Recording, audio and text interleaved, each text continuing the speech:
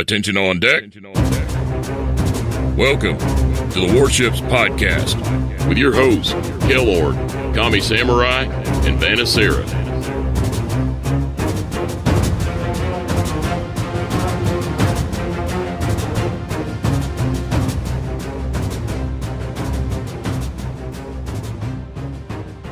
Hello and welcome to Bittersweet episode 88 of the Warships Podcast. I'm your host, Kellorn, and Arun, Vanessa, and I are here today for Kami's last episode as a co-host. Before we dig into the meat of today's episode, Kami, could you kind of give us your feelings on as we start this last episode? Bye. No. It's been a long road. It's been a fun road. We've had a lot of good episodes, met a lot of cool people. I think the podcast will continue to grow and only get better with the addition of Arun. And I think, it's going to be an interesting transition, I think, for people that have listened to us for so long, but Arun's been here plenty of times talking about ranked and everything. So it shouldn't be too hard, but I know some people are apprehensive about the change, but I can tell you, ladies and gentlemen, it'll be good. Arun knows what he's talking about. And, it's just going to be one of those things that, change happens sometimes in life and we all have to go through it. I mean, just think about it. Tomorrow I start a 26-hour drive at 6:00 in the morning to go, to a new job that is 1,800 miles away. So for the people that listen to the podcast and the people that listen since day one, I mean, Kellorn will still be running the show with Vanessa's help, and Arun will be here to add his input. So, I mean, it'll be great. The podcast will be good. And this isn't to say that in the future I don't come back and say hi. It's just for now, we got to transition to this. And it's a sad day for me because, I mean, Kellorn, we've been doing this for almost 2 years. Talked about a lot of cool topics. I mean, just think about how the game has changed since we started this to where it is now. I mean, it's been huge changes, not only on just the game itself, but, the competitive scene part of it and just everything. And I will miss it, but, it'll be fine. And the podcast will be better than ever. Well, the feelings around the CC community are strong as well, as we wish you the best, Kami. In fact, I got a few of them to record a thing for you. So sit back and listen to this. What's up, Kami? How's it going? I'm very, very sad to see you leaving the Warships Podcast. Even more so now that we've met. True fact. Kami is actually a real-life samurai. I found that out firsthand when I was out in Austin with him casting King of the Seas. The guy's top-notch. He's going to do great things for wargaming, and through that, he's going to do great things for the community. Kami, best of luck from Nozu for you. Hey, Kami, it's Volgar. While we never got to sit in together on the same podcast, I always enjoyed listening when you were on.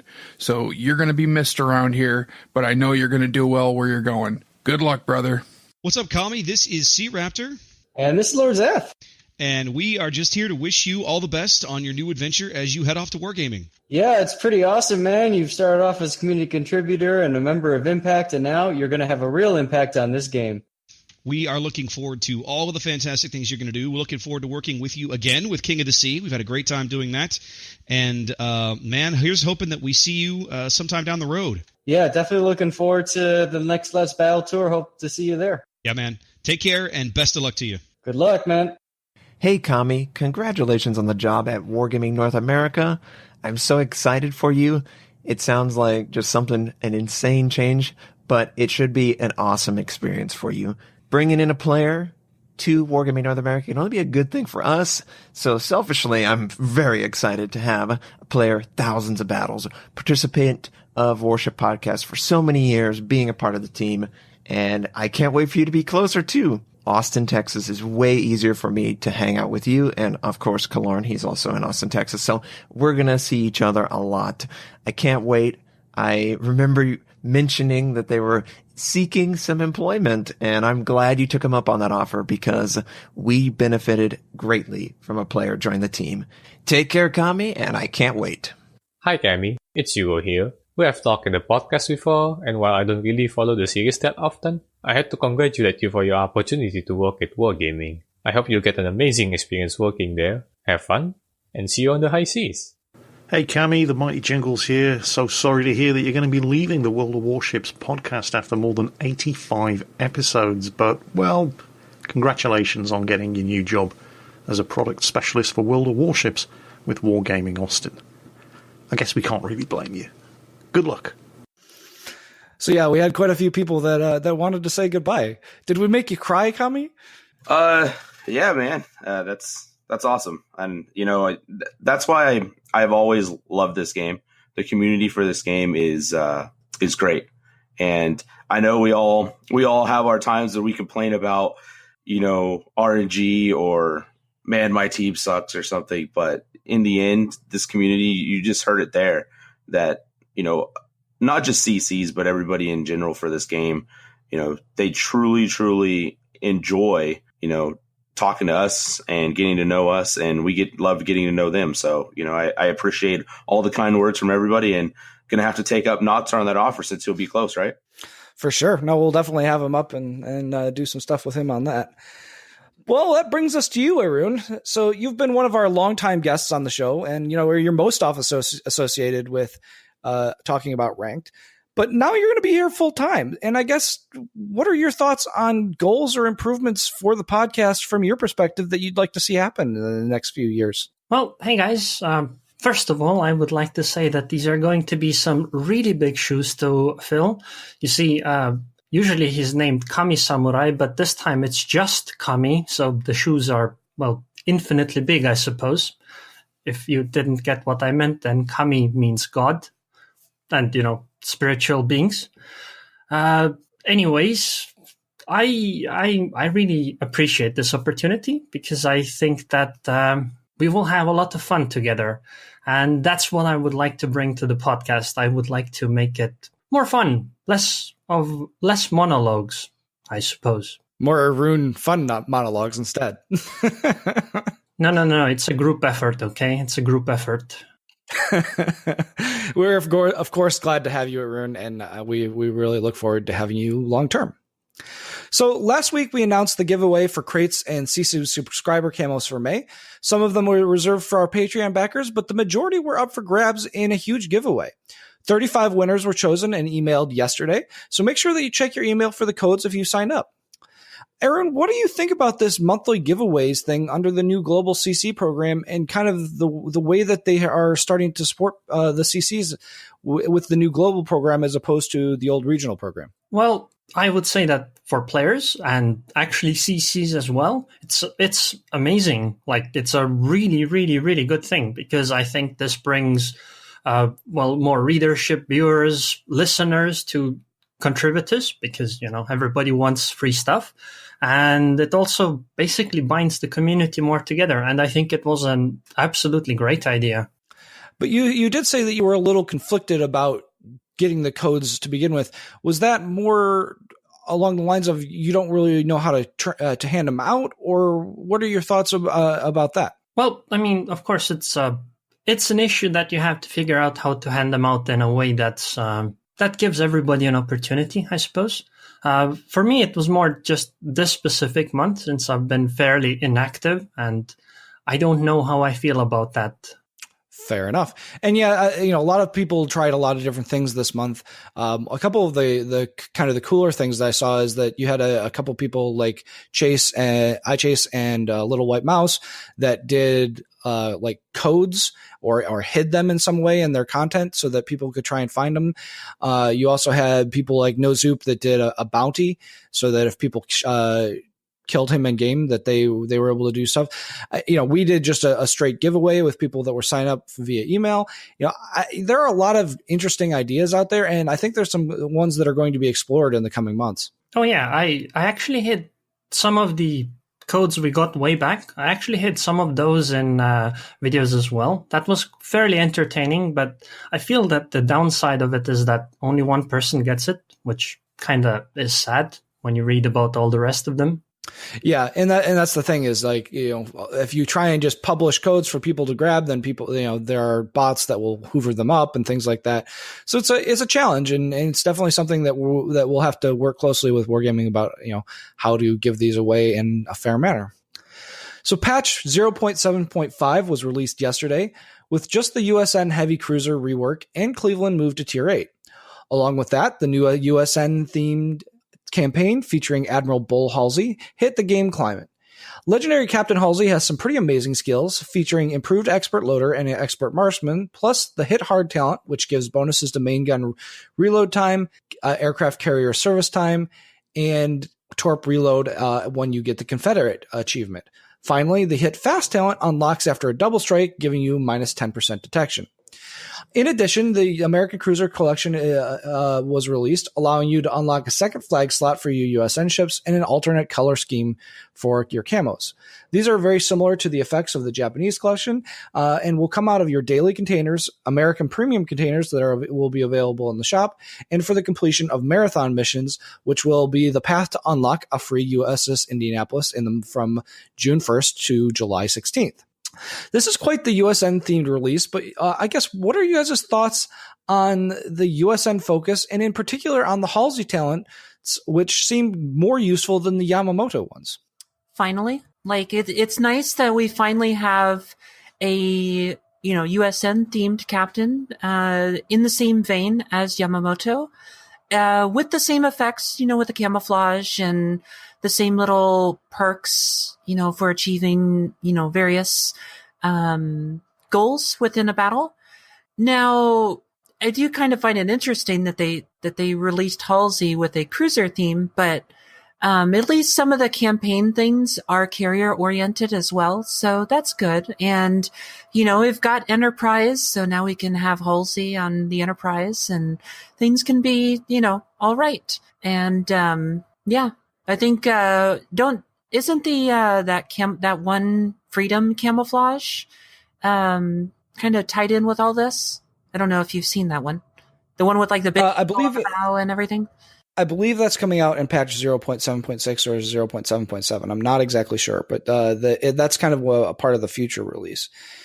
Kami, I guess, one final time, I did want to ask you, is this Halsey captain something that is going to be a must-have for USN players in competitive modes? What are his bonuses again? I know I do. So this he all gets the time. the Expert Loader and Expert Marksman, the improved versions, and then if you get Confederate, then you get a 20% bonus to main battery reload, 20% bonus to aircraft servicing time, and a 10% bonus to torpedo reload time. If you get double strike, you get a minus 10% to your concealment. Well, I don't know how much it's going to be needed in it's hard to say because it has all the extra bonuses, but I think that just the bonuses you get for him being your captain, like the Expert Marksman, I think is enough for most people that play competitive that bring US ships to play him, I believe, because you can't get achievements or anything in like King of the Sea because it's in the training room, but I would assume it would be enough just having Expert Loader and Expert Marksman.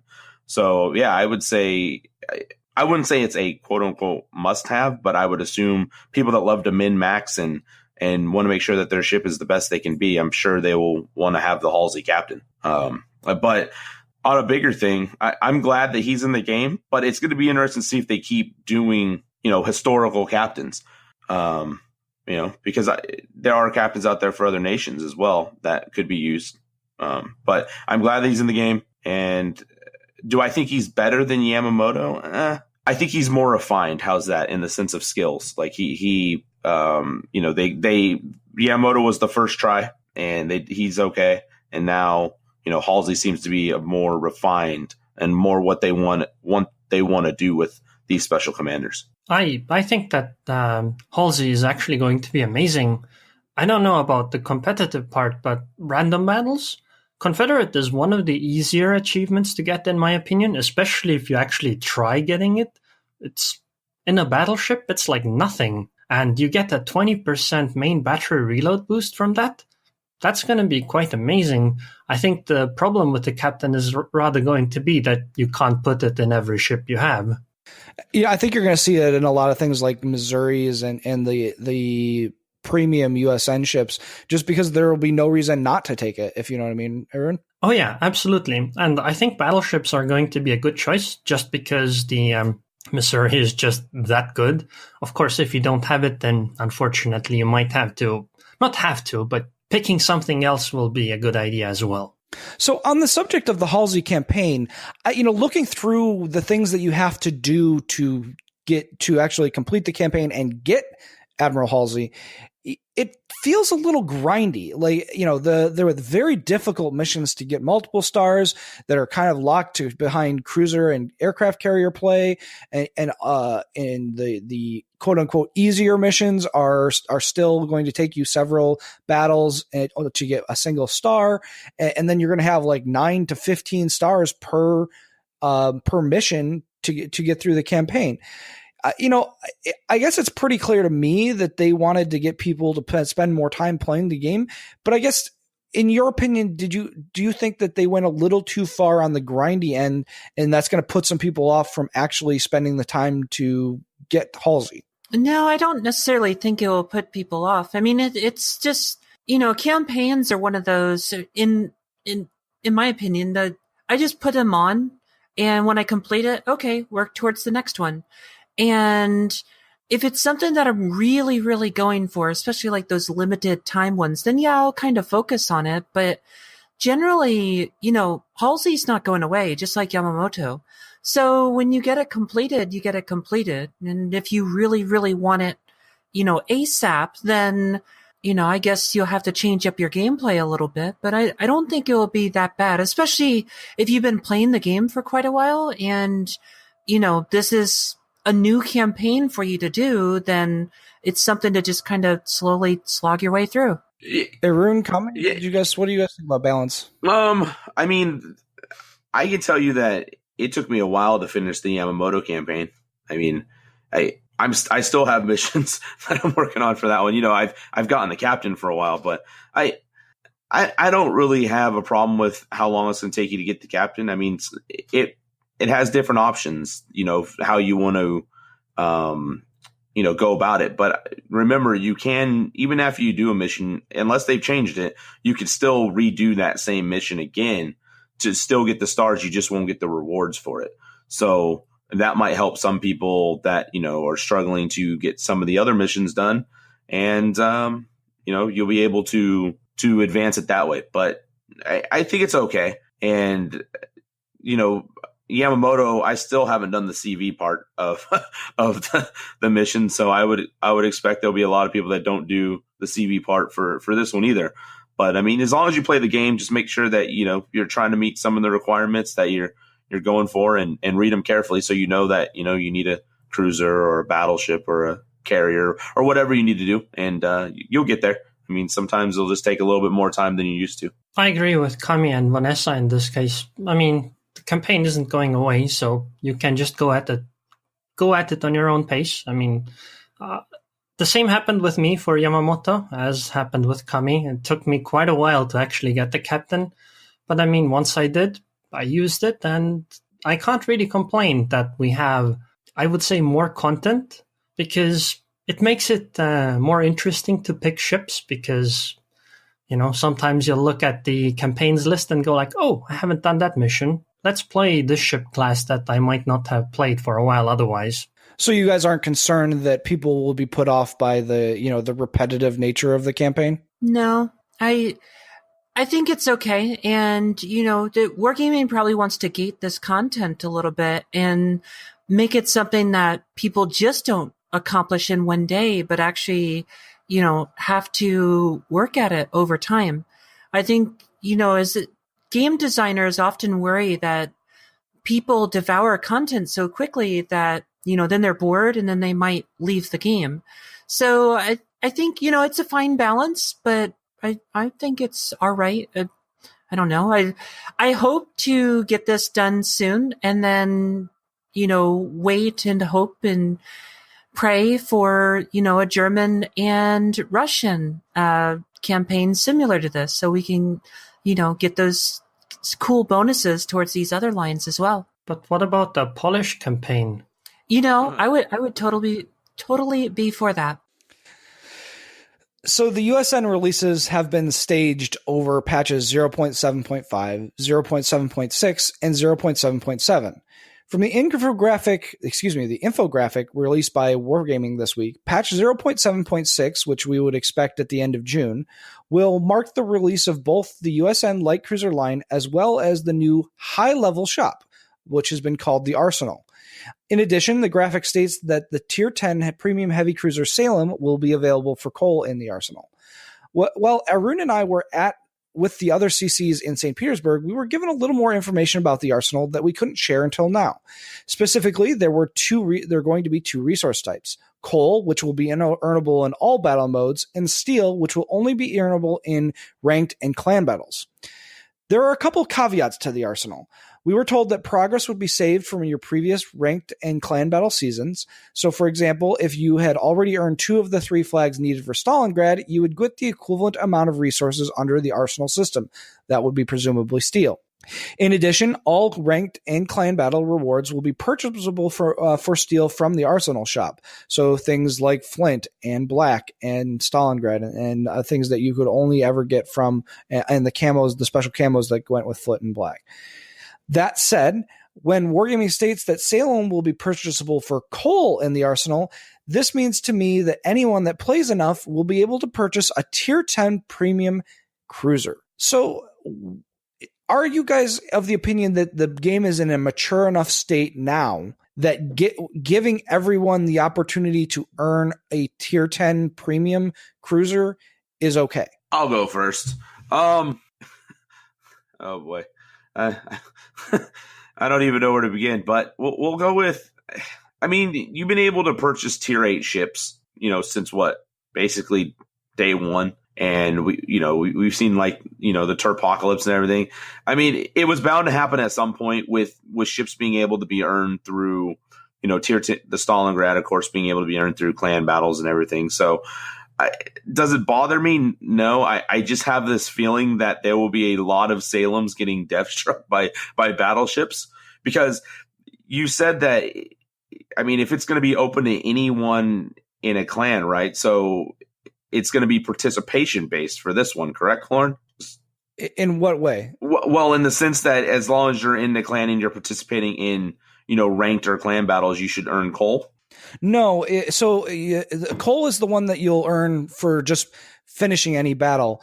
I don't know if it's going to come out of the daily crates or whatnot, but from what I understand, steel, which is the kind of the premium resource, only comes from playing ranked and clan battle games. So that the missions that we got for clan battles where you had to win so many times and you got X, and then there was the mission that you won 30 times and you got the Stalingrad flag.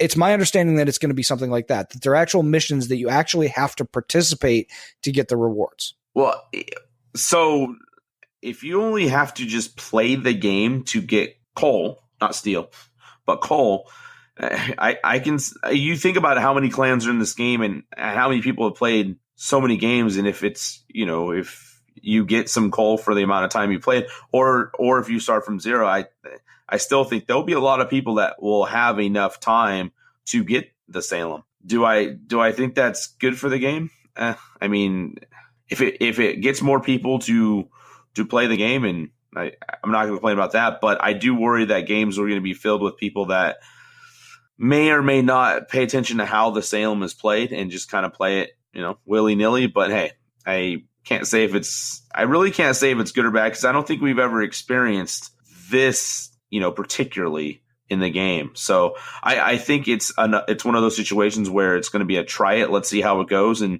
if it works out worse than the way Wargaming thought, maybe they redo how coal and steel work. But I feel like this has been in the works for a long time, so they have a pretty good grasp on what it's going to do.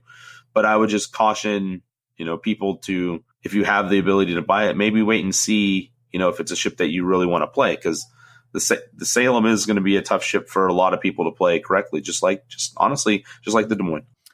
There's a lot of good points, but with the Tirpitz and other Tier 8 ships or lower premiums that you can purchase for real money, that's it. It's purchasable for real money. The Salem and these other ships, you actually have to participate in the game. So you actually have to play the game. And to put that much effort into it, to play that many clan battles, I mean, you're at least going to know, what the WASD keys are, unless you rebound them. And then I would still hope you would know, what your direction, move forward, left, right, how to aim, how to shoot. I think like people are going to have played the game enough, even if it's a difficult ship to understand, they're still going to know how warships work, one would hope. But I don't think it's going to be as bad as the Tirpitz Apocalypse, just because you can't purchase it for real money. You actually have to play the game. I think it'll be fine. I mean, even if it isn't fine, it'll just be fun for a while, right? I mean, how bad can it be? How bad can it really be? And really what Wargaming should have done is they should have named one of the resources either bauxite or diamonds, or even better, salt, like the guy in the forum thread suggested. Mining for salt would be kind of amusing. You're right. I guess I'm leery of when, these things, the first tier 10 premium that we heard about was going to be Stalingrad, right? And Stalingrad you earned by playing clan battles at a pretty high level. And it, as Kami and I can attest, it is not a insignificant thing to get 30 wins in the Typhoon Plus bracket. And so, getting those wins can be quite arduous at times. And so, the idea of getting a ship, a tier 10 premium ship, that as a reward for doing that, that made sense to me. Whereas, where Salem is one of those ships that, we don't even know what the final version of Salem is going to be. We've tested a few versions of Salem, one that was basically no different than Des Moines. Then we got a version that had a super heal, but it had a crummy radar. And, there was a lot of different things about Salem that we just didn't know how it was going to be. So I don't know that I'm completely on board with the idea of having a tier 10 premium that is purchasable by just playing a non-competitive mode in the game. Personally, I hope that we get the Salem Witch. I like that one the most.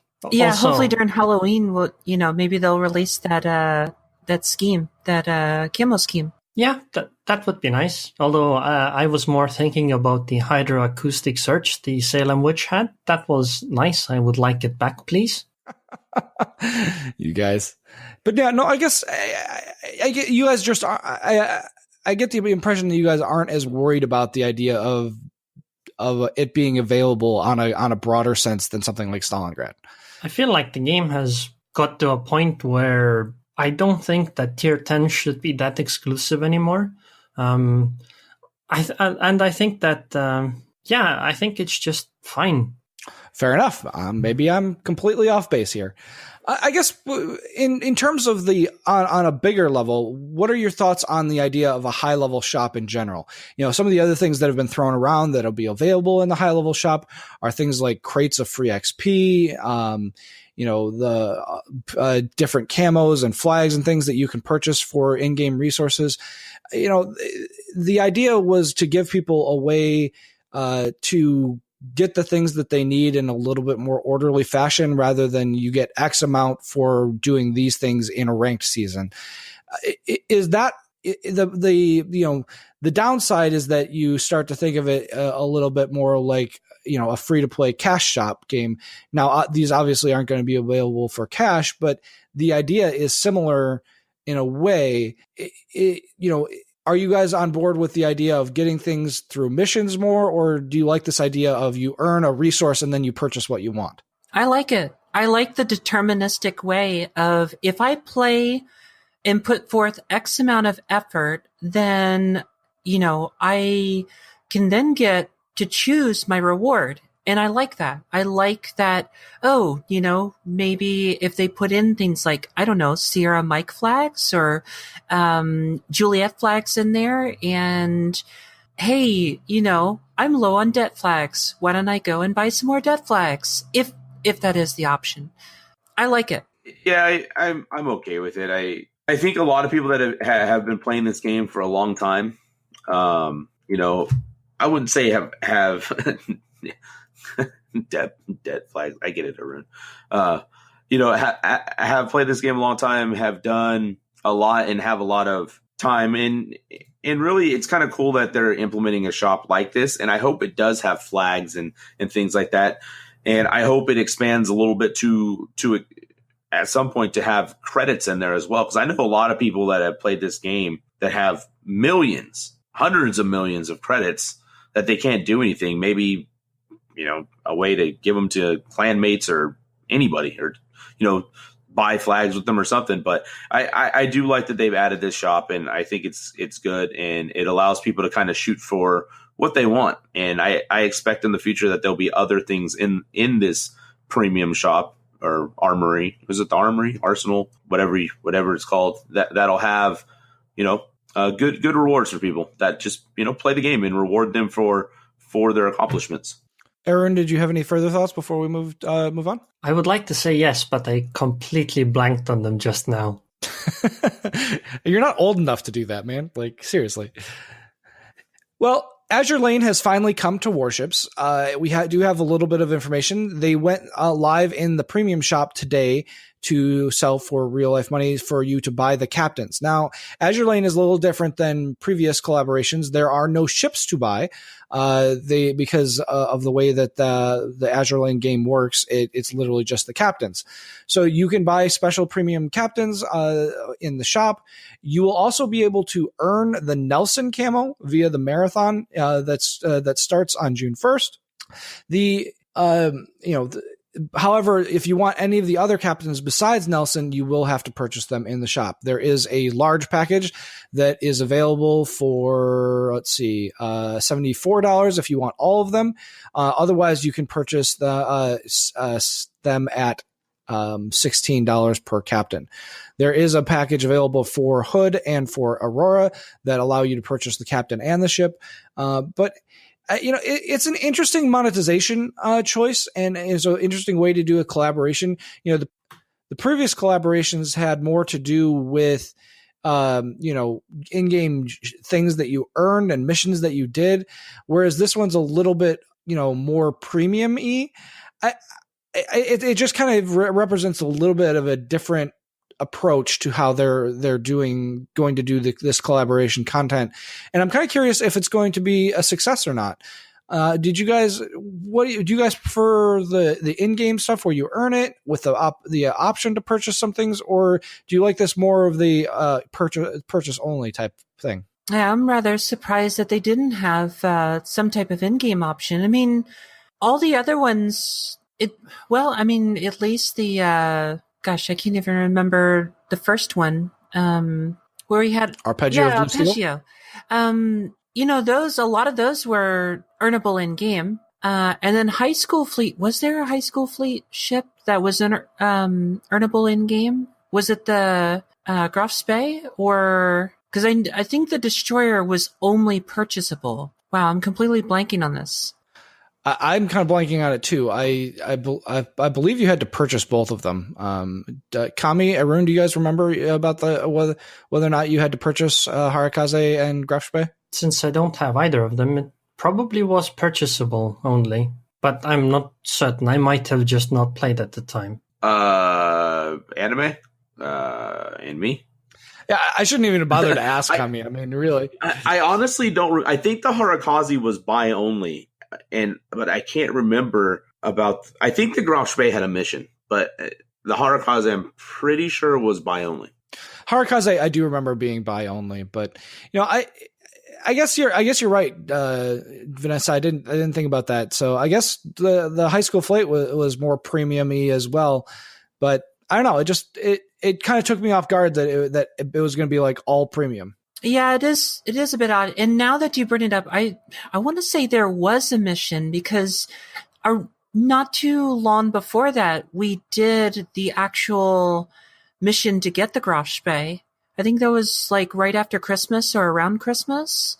And then I want to say, wasn't it just a couple months after that they did? I don't know. I'm completely blanking on it. But I do feel like there was a deterministic way to get one of the high school fleet ships, but this one, yeah, everything is for straight purchase. And you would think they would at least do like one mission for someone to go out there and go, oh, is this something that I want to go for? And then, purchase the rest. Honestly, I agree. I even agree further than that.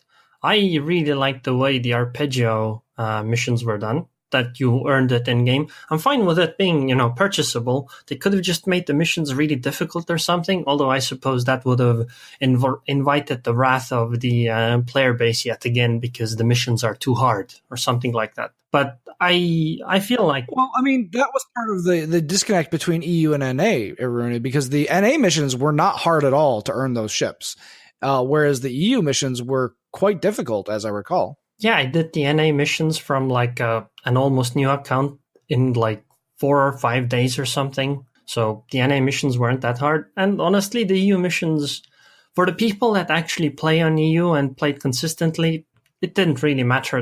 Most of them probably got it anyway. But I feel like I would like it more if they were just earnable in-game. Just maybe require a large amount of playing or something. And then, you can also purchase if you so desire. I think it'll keep too many people out of it, basically. Do they do anything special? Not really. I mean, they're just special captains, but they don't have any special skills that I can tell. Well, one of them is for the Tier 9 German cruiser, the one that's named, Rune? No? It's for Admiral Hipper, I thought, not Rune. Really? It's for Rune. Yeah, it's a Rune. Oh, yeah. Well, Kami, go ahead. I'm okay with them. I mean, anime. But no, would I have liked to see missions? Because I think one of the things that missions bring is not necessarily, because I still have. You'll be actually proud, Kalorn. I have not sold any of the Poi ships or captains. I still have the cat and the teddy bear. And I would have laid money down on the table to say that you deleted those the first day it was possible to. No, I still have all of them because even though they're not something I play or even look at, I just a collector on the game, right? But I would have liked the missions to come along with the captains just because of the extra stuff you get with the missions. Sometimes you get flags or experience or the add-ons that typically come with the missions. That's what I would have liked to seen. But maybe this was the only way they can get them into the game. Collaboration wise, we don't know all the back end stuff to that either. Well, I mean, there is so we should preface this. There is going to be a mission. It's going to be a marathon type mission where you have to do multiple days worth of things to earn Nelson as one of the in-game captains. But that's it. You can't earn any of the other ones in game. It's only Nelson. And there probably will be some interesting, rewards as you go through those marathon missions. Yeah, I think that'll be okay. I mean, as long as there's missions or something that'll keep people involved and they don't just have to go look at the premium shop to buy them, I think it'll be okay. But the Nelson, so you said the special camo is for the Nelson, correct? Like the one that... well, it's not a camo. It's just a captain. Oh. There's no camo. It's just captain. I mean, if you need captains or something, but I guess it all comes down to what you like, right? Because I know there's probably a lot of people that are going to jump right over this, right? Be like, oh man, I'm so happy this is in the game, even though I have to pay for them. Well, then you have other people that are like, I'm not buying that captain, So I don't know. I'm okay. I'm okay with it either way. I mean, I just like to see missions that give stuff to the people that play the game. Yeah, I'm like I said, it's not that I have a real problem with the way that they've rolled this out. I'm just curious to see how it plays out in kind of the long run and if they deem this to be kind of a successful collaboration method, and just in comparison to the previous collaborations. Yeah, I don't know. I think that again, I think they do a lot of these things where they try certain things to see how well they do, and sometimes they work out the way they thought, and sometimes they're like, oh, we got to go back to the drawing board. So maybe this is just one of those attempts at hopefully seeing the community like this. They didn't like this, and they go from there with it. Yeah. Well, Kami, your last topic is here as a co-host on the podcast, and I wanted to take a minute to look back on Season 9 of Ranked Battles, now that we're just about finished with it. And, specifically, I want to hear from you guys about what went right with the Season 9, what went wrong. Did you like Tier 9 or Tier 10 as the primary tier? And on a more general level, we've had 9 seasons of Ranked, and there have always been, salt and complaints about it. Is it time to change the way that Ranked works in the game? Oh, this is going to open up a nice one. I personally, I haven't even ranked out, and I probably won't rank out since I'll be busy driving for the next couple of days. I think Ranked ends in a few days, right? If I'm not mistaken. And Sunday, yeah. So I guess I could try and finish it Sunday, but I probably not. But I feel like this season had some decent things about it. You got to, people got to play ships that they may or may not have gotten to play, even a lot in randoms. But I feel like the worst part about this season was the imbalance in the team element. What I mean by that is you couldn't necessarily be a safe destroyer with all the radar that was going around this season. And I feel like it led to games, and don't get me wrong, Ranked for me has always been pretty campy, but I feel like this season was even worse because in the first time in a long time, I didn't see as many destroyers as anything else. For me, I saw a lot of battleships. I don't know if that was your guys' experience when you played it, but I saw a ton of battleships. And I feel like I loved playing Battleship this season, but I felt like it kind of messed with the balance of the game because you got to have destroyers. You have to have, and I'm not including carriers because we all know carriers are dead, but I just feel like Ranked didn't play out the way that they're hoping. And the worst part I would say about the season in general was the level 10 irrevocable. I still go back to saying that is what really hurt the season. And it really made it so some people, I mean, salty was everyone, but I feel like that was the one stickler that I had for this season. I don't know about you guys, but I don't know. I didn't agree with where they put it. I know what their intentions were, but I just feel like it didn't work out the way they thought. I really liked Ranked. I don't know what it is, but this season, for some reason, for me, it just felt really, really good. I enjoyed it a lot more than random battles. And I think one of the reasons is actually what you mentioned, that there are so many battleships, because I find that the only class that I don't mind if there are too many of are battleships. I can play any class against too many battleships because, well, they're predictable, right? Unlike destroyers or unlike cruisers. With battleships, you can see where the opposing battleships are. You can see where yours are. You know that your friendly battleships aren't going to teleport across the map and suddenly appear in some really weird position. Or, sometimes it happens, but it's rare. Whereas a destroyer, you can see all kinds of crazy things happen. And also, I have to say that, Kami, you were completely right about Yamato. In fact, I liked it so much, playing Yamato, that is, in Ranked, that's the main ship I played.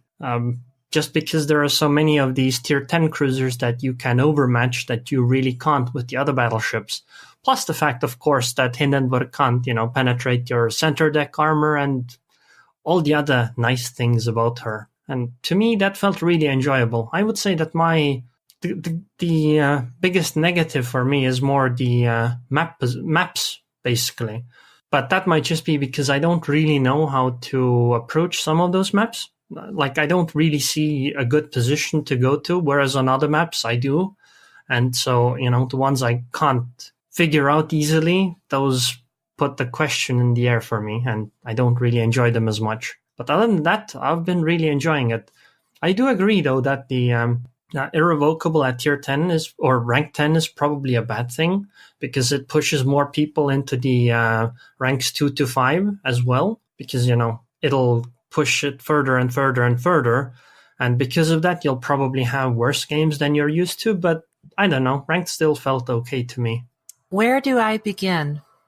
Well, I started a bit late, and it's multiple reasons. One, finally got some time off and vacation to actually sit down and play ranked.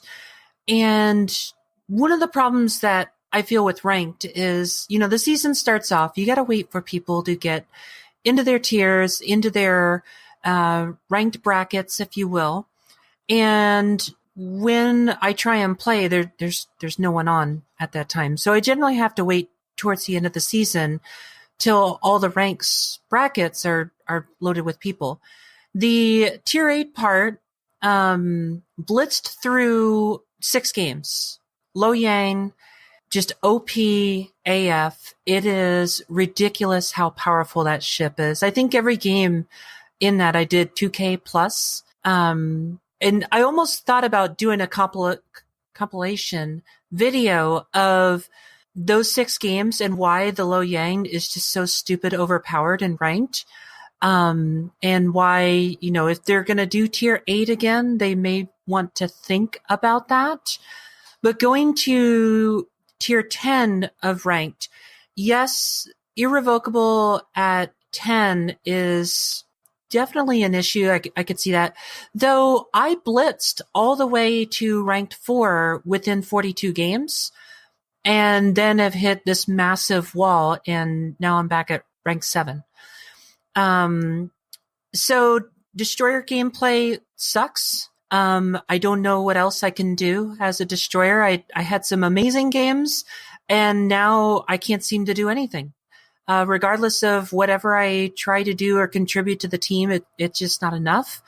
And I know some other community contributors that I've talked to kind of feel the same, that there's just no real way or consistent way for destroyers to kind of carry themselves, this ranked season. And I just really don't know what it is other than, yes, there's a lot of radar, but even in games where there isn't too much radar, I don't know. It's just weird. Tier 10 is just a different kind of animal, and I haven't been enjoying it. And Arun, I've been trying to just play it like any other type of game mode and just not try and get salty about it. But it's hard when you're a competitive person, and it's like, what more do I have to do to try and win? And you're just not winning. And that's the one, major thing about ranked that just kind of irks me is you can just really go on these bad streaks. And it's like, okay, I know it's a team effort, but I know there's got to be some deterministic way that I can contribute, or, a mistake that I can try and correct to, make your outcome, more positive. I mean, the level of frustration that I get playing ranked has to do with more of the fact that it's less about how well you do as a player and more about, did you get lucky about the people you're playing with, or the people that you're playing against, for that matter. So I dislike the fact that ranked is supposed to be a competitive, quote unquote, mode, and yet it is highly determined on the RNG of who you're playing with.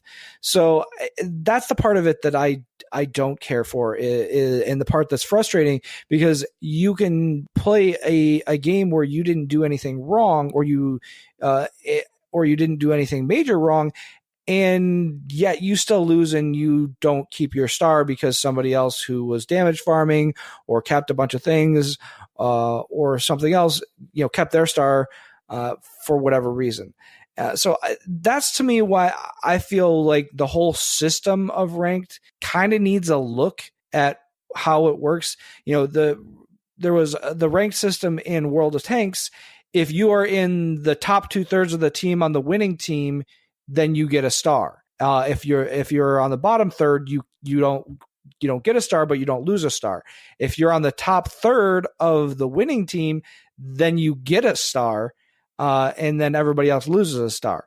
You mean the losing team. If you're on the top third of the losing team, you get a star. So it rewards people that are playing well on both teams, and it's less about it's less about the team RNG and about, did you play well? Okay, if you played well, then you progress. And that's kind of what I would look for if they were to change ranked. I think that, well, first of all, you have to think about this. You see this problem in basically all the multiplayer games with teams when you're dealing with the basically the ranked setting where people queue up solo. You are at the mercy of RNG, which in my opinion isn't really that bad because, again, statistically, you're supposed to have a better chance of getting the baddies on the enemy team than on your team. Now, I actually disagree with the system in World of Tanks, and I don't really like the fact that the highest XP on a team doesn't lose a star, because this creates an incentive problem. You see, the best way to win the game isn't always the way to play that gives you the highest amount of experience. For example, giving a smokescreen to your cruisers doesn't help you win, doesn't help you gain any experience at all. However, it could increase your chance of winning by a large margin because, cruisers and smokescreens can be quite useful.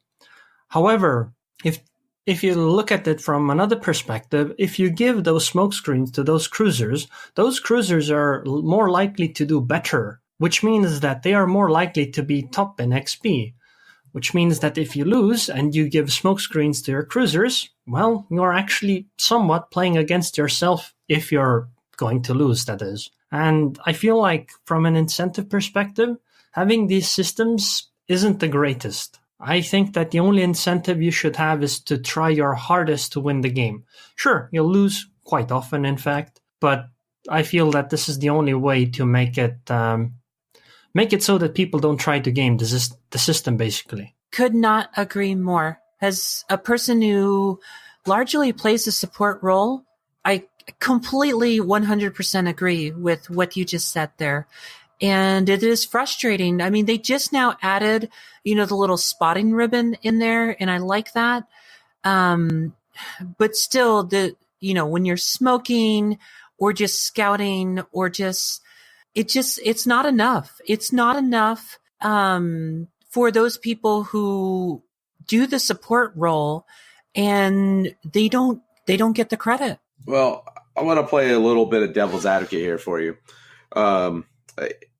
I get you guys want more rewards for people that do the support role, but if you're busy doing, a lot of people say they're quote unquote doing the support role. I know I've had plenty of people on my team saying, hey, I'm just going to go over here. I'm going to scout. I'll smoke up and stuff. And then they end up not doing that. And then they complain that they didn't get rewarded for contributing to the game. Not saying that's what you guys do, but in the end at tier 10, the more and really at any tier, I would say maybe less so at 8, but it comes down to the damage you do, who the damage you do it to, and that's just that's the way the game is set up right now. The way the game is set up is damage. That's how you get your experience in. And I love people that are support based and they want to do what's best for the team. But when it comes to ranked, and I hate to say it, but you got to be selfish. You have to be as selfish as you possibly can and still contribute to the team. Because if you don't, you will not be able to contain yourself in getting mad at teammates. Where if you're being selfish, more than likely you're going to keep your star. And this goes back to what Arun said, that this whole keep your star thing has really taken the team play aspect out of ranked and has made it to, if we're going to lose, because you see it a lot of times with a lot of good players, right? You look at the names on the enemy team and you're like, oh man, they got 4 capable players on that team. A lot of times people instantly switch to that mindset of I got to keep my star instead of, oh, I need to help the team win. And I think this whole save a star thing has really done that. I don't know how to really change that or make it better, but I personally have never been a fan of rank. I just do it because there was rewards for it. But people that say, oh, it only matters how many games you ranked out in or anything like that, I always tell them hogwash, because a lot of times these teams people that rank out really quick just got lucky and got really good teams. I don't know. I find ranked to be very unfun, and I don't know. I mean, some people do. Some people love ranked. I mean, it's something that they love to do, and others don't. Like myself, I just do it because it's a way to get certain rewards. But I would say until they change the way that they determine how things are done, rewarded or anything with ranked, it's going to stay the same, and people will play for themselves and not for the team. And the people that play for the team are not going to get rewarded because they're not doing enough to keep their star. I think that I think that about ranked. I want to like it, but I can't. Like, it just drives me crazy. Sorry, Aaron, I didn't mean to jump in on you there. No, but it's okay. So I wanted to address the damage part. The problem with the damage part is, as you said, team play, because there's one big aspect that doesn't really give you much experience, and that is radaring, yet it's pretty vital in any kind of gameplay, really, because, when you're playing a 3-cap match, you usually want your radar cruiser to sit on the 1 cap that is more contestable, and I feel like this kind of a radar should give the cruiser that radars more. But overall, I would say that I don't know if it's a problem, but I think there is this idea in the community or the people who play the game that ranked is something that you get into and then you have to play your games and get it over with as fast as possible. And that's kind of it. And I feel like I don't like this, because this means that if people don't do well and don't get it over with quickly, it'll just make them salty. Well, maybe with these changes to this high-level shop and resource system, maybe we'll see something where, it will be, hey, instead of rushing to rank 1, maybe I want to play through this and, maybe not want to blitz through it as quick as possible. I mean, you'll still want to do it as quickly as possible because you always want to win, right? Well, I mean, that's true, yes. But I don't know. I'm just thinking of if you actually enjoy the aspect of rank. Granted, there's the Super League, but how many people actually continue to play after they rank out? At least on the NA server, I don't know how many games have ever been done. So I guess to address your thing, Arun, that you want people to play ranked 4 longer. What if we did away with the idea of gaining and losing stars and quote unquote ranking out altogether?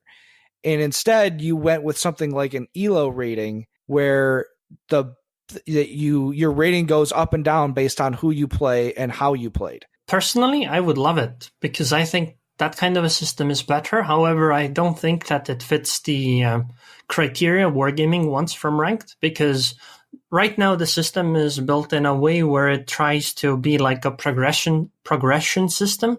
Basically, most players, if they just play enough games, they will be able to rank out. And an ELO system probably won't give the same return to people. And this isn't something that we can really determine because we just don't have the data. Yeah, it would be nice to have something. Like I said, I'm looking for out of ranked because we've been told time and again by Wargaming that ranked is about individual gameplay and clan battles is for when you want to play with a team. Yet when you play ranked, your team plays an enormous role in whether or not you win. And so that in my mind makes ranked not this glory of individual play that it's made out to be. What if it was changed to 3v3 or 5v5? I think that the team aspect is always going to be there. It's just not something you can get around in a team game. Doesn't matter if it's a 3v3, 2v2, 4v4. Sure, the role you play is larger, but you'll still have the aspect of getting a bad teammate. But I think that instead of changing around the way ranked is, maybe Wargaming could make a new mode, so to say, that would be the ELO rated type of ranked or something. Because, that wouldn't bring the old baggage of ranked. And if it doesn't work out, they can always go back to, what ranked is right now. Yeah, I mean, it would just be interesting to explore some ideas. So, Kami, this is hints for you, by the way, for you to bring up at your new job. I don't like ranked anyway. I'd like to see this go away. Well, go ahead, Kami. Go ahead. I mean, there's just a lot of the whole premise of is, Kaloran, you said it yourself, was individual play in a team game, right? So, I mean, aren't those things like contradictory to themselves? Like you need to have a team to win ranked, but you don't want you don't want you don't want your teammates to do better than you if you lose, but you want them to help you win, which is like, it's sometimes hard to grasp, right? Because if they don't do well, you're like, oh man, I had the worst teammates. But if they do well, you're like, oh man, we only won because so-and-so. And it's like, is that a good way of looking at the game? Well, I mean, and that's why I've always laughed at ranked when people are like, ranked is the ultimate, skill. I'm like, you realize ranked. I mean, yes, it does take a little bit of skill to play, but if you know how to read the map and you know how to play this game, you should do okay in ranked. But if you get, and especially this season, I've seen it more than any, and I think it was because of the irrevocable at 10. I mean, you saw people that this might sound mean, but they didn't deserve to be in that bracket, if that makes sense to you guys. Like they were only there because they got to 10 and they didn't have to fall back down. I don't know if that seems mean, but it's, sometimes you just gotta throw it out there. I think you're absolutely right about that one. But about the solo play in a team game, I think it's just such a big part of online multiplayer games so far. I mean, League of Legends, Dota, all of those have similar issues, right? You play alone with random teammates in a setting where, the outcome is ranked. And I don't know, people enjoy it, so seems okay. It just seems contradictory, and I think it's something that I would like to see addressed further in any case. But well, Kami, this isn't goodbye for me since I will be seeing you regularly, like as soon as you get to Texas. But it is for many of the listeners. So I guess, did you have any final words for the listeners before we close it out today? Well, I want to thank you guys for all the support. It took us a few episodes, we know, to get to where we wanted to be and what we wanted the show to be. But I want to thank you guys for sticking with us and getting the show to where it is now. And, and all the compliments we receive. I mean, I can't tell you how many times in game people have been like, oh, we love the podcast, and how many messages we receive on Facebook or Twitter. And we really appreciate it. And I appreciate it. And, the show wouldn't have been able to be where it is without you guys. So I hope you guys continue to listen and support the show. And, I wouldn't say this is goodbye, but we'll just say how about it's goodbye for now. But I'll see Kaloran in like days, something like that, Saturday night. So, yep. But other than that, I mean, we appreciate it. And I hope you guys that have listened to the show for how many episodes? 80? Yep, 88 today. The past 88 episodes, we'll listen to the next 88 episodes and continue, because I know Arun will do a great job, and, Kaloran and Vanessa will still be here and still, you got to think in the next 88 episodes, there's going to be a lot of ships, a lot of things to talk about, a lot of, oh no, the sky is falling moments in World of Warships. And, they'll be here to cover them all. And that's not to say that in the future I don't stop in and say hello at least, but, for now, going to pass it on to Arun and let him run with the ball. Hopefully some good ships trips that we get to go on, right, Arun and Vanessa? Absolutely. I hope that I can give at least half as good advice as you have given, Kami, because I have personally taken advantage of some of it now, and I really liked it. That is good to hear. Well, that's it for this week, folks. As always, follow us on Facebook at facebook.com/Warships Podcast and Twitter at Warships Podcast for updates between episodes. Don't forget to check out Arun on YouTube and Twitch as well. If you're looking for some podcast swag, we've started up a store on Spreadshirt.com that makes podcast branded shirts, sweatshirts, coffee mugs, mouse pads, and other cool things. That URL is shop.spreadshirt.com/Warships Podcast. And we're going to try and get some additional items on there with shirt ideas and stuff. So, we, of course, want to thank our amazing Patreon backers. We couldn't make the show without you guys. So, and if you're interested in supporting us, please consider becoming a backer yourself. Backers do get access to special giveaways, like we mentioned at the beginning of today's podcast. Take care, everyone, and we'll see you next week.